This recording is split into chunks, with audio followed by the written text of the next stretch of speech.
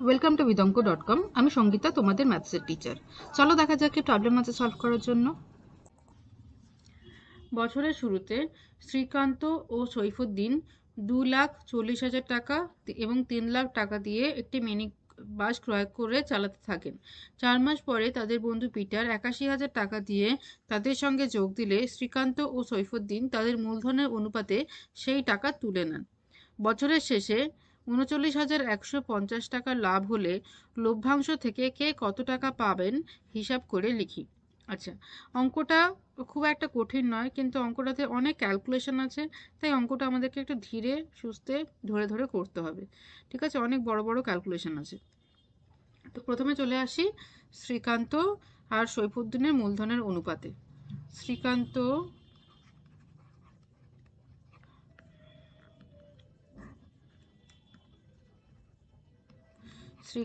Is to Saifuddin. ঠিক আছে, মূলধনের অনুপাত হচ্ছে 2,40,000, ওকে, ইজ টু 3 লাখ। প্রথমে আমি শূন্যগুলো সব কাটি, 1 2 3 4, 1 2 3 4, চারটে শূন্য কেটে গেল, তাহলে হচ্ছে 24:30। 6 4-এ 24 হলো, 6 5-এ 30 হলো। শ্রীকান্ত আর সৈফুদ্দিনের মূলধনের তাহলে অনুপাত হচ্ছে 4:5।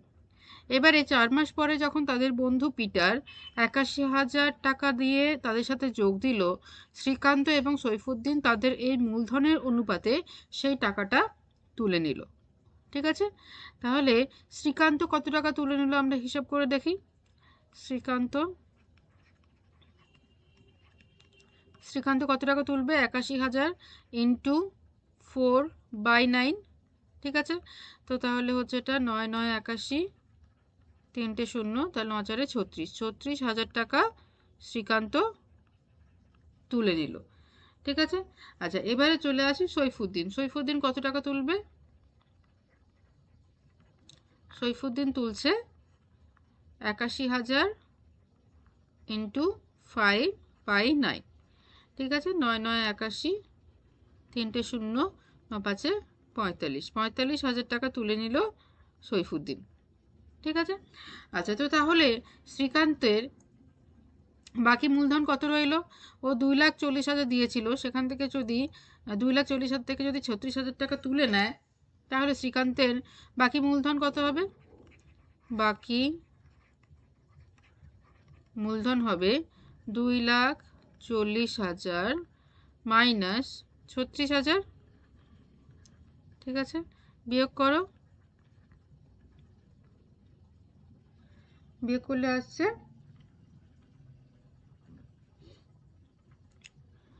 2,04,000।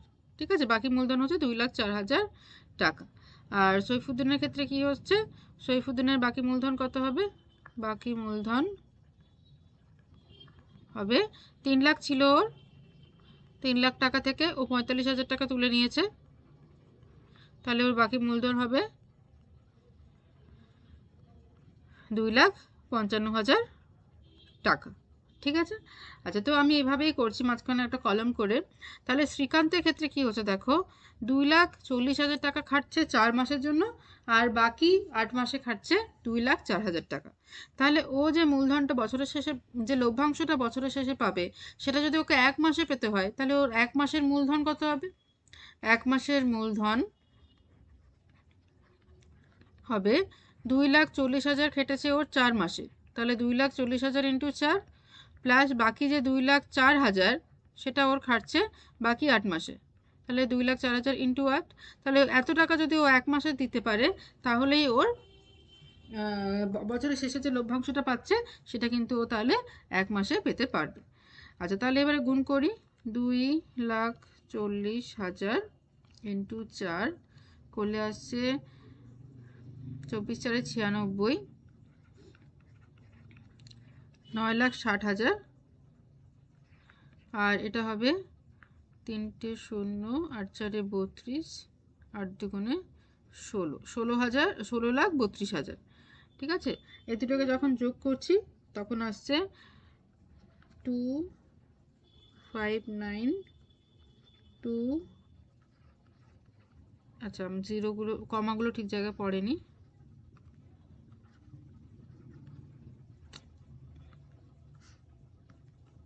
টু 2592000, ঠিক আছে। তো এত টাকা হচ্ছে ওর 1 মাসের মূলধন। সৈফুদ্দিনের ক্ষেত্রে কি হচ্ছে, সৈফুদ্দিনের 3 লাখ টাকা কেটেছে 4 মাসের জন্য, আর 2,55,000 টাকা কেটেছে বাকি 8 মাসের জন্য। তাহলে ওর 1 মাসের মূলধন কত হবে? 1 মাসের মূলধন হবে 3 লাখ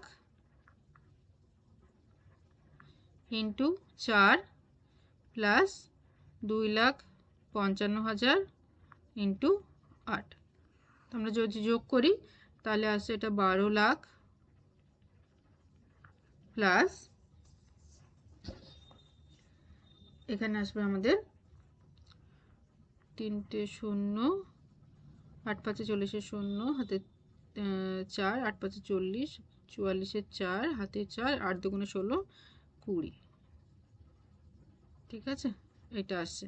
তো এই দুটোকে যদি আমরা যোগ করি তাহলে আসবে আমাদের 32,40,000 টাকা। এটা হচ্ছে ওর 1 মাসের মূলধন। এরপরে আমরা হিসাব করব পিটারের দিয়েছে কত, 4 মাস পরে দিয়েছে ও 81,000 টাকা। তাহলে ওর এই পিটারে 81,000 টাকা 8 মাসের জন্য খাটছে। তাহলে পিটার যদি 1 মাসের মূলধন পেতে হয়, 1 মাসের মূলধন দিতে হয়, তাহলে ওর 1 মাসের মূলধন কত হবে? 81,000 ইন্টু 8, ঠিক আছে। 8 একে 8, 8 6 8, 8 8 64, আর 3টে 0, তাহলে হচ্ছে ওর 6,48,000 টাকা। ওটা হচ্ছে ওর 1 মাসের মূলধন। ওকে, এবারে আমরা এই তিনজনের মূলধনের অনুপাত বের করি, শ্রীকান্ত, সৈফুদ্দিন আর Peter. Srikanta is to Saifuddin is to Peter. Srikanta হচ্ছে 25 92 3টে 0, পিটার হচ্ছে 32 40 3টে 0, আর পিটার হচ্ছে 6 48 3টে 0, 6 48 3টে 0, 3টে 0 করে আমরা কেটে দিতে পারি। তাহলে থাকবে 25 92 32 40 6 48, ঠিক আছে। আচ্ছা, এবারে আমরা যদি প্রত্যেককে 6 দিয়ে ভাগ করি, তাহলে 25 92কে যদি আমি 6 দিয়ে ভাগ করি তাহলে আসে 432, 432 আসছে। 32 40কে যদি আমি 6 দিয়ে ভাগ করি তাহলে আসছে 540, আর 648কে যদি আমি 6 দিয়ে ভাগ করি তাহলে আসছে আমার 108। প্রত্যেকে দেখো 9 দিয়ে ভাগ যাবে, কারণ যদি তিনটে অঙ্ককে যোগ করি তাহলে দেখো 9 আসছে, বা 9-এর মাল্টিপল আসছে। দেখো এটা এখানে 9 আসছে, এখানে 9 আসছে, এখানে 9 আসছে, তাহলে প্রত্যেকে 9 দ্বারা বিভাজ্য। আচ্ছা, 9 দ্বারা বিভাজ্য হলে আমরা 9 দিয়ে ভাগ করি। 432কে 9 দিয়ে ভাগ করলে আসছে 48, 540কে 9 দিয়ে ভাগ করলে আসছে 60, এটাকে আমরা 18 দিয়েও ডাইরেক্টলি ভাগ করতে পারতাম।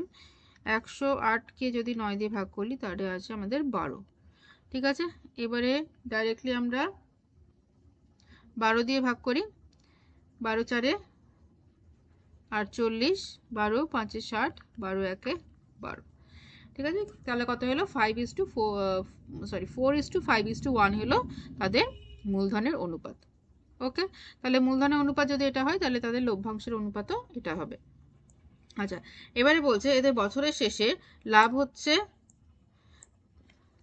39,150 টাকা। চলো একবার দেখে নিই।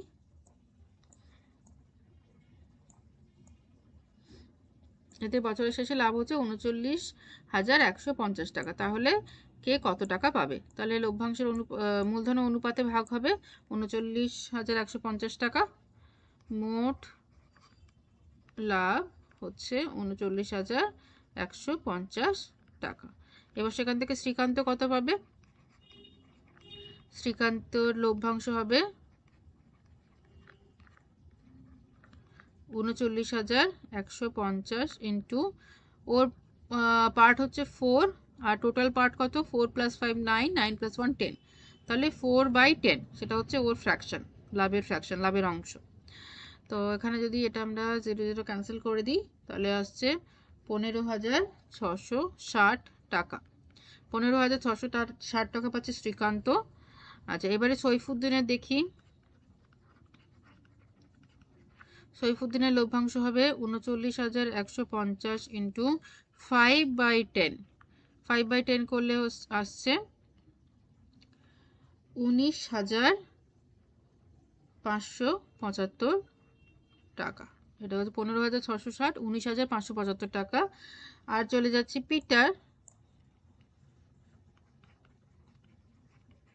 পিটারের লভ্যাংশ হবে 3,950 ইন্টু 1/10, ওর হচ্ছে সব থেকে কম।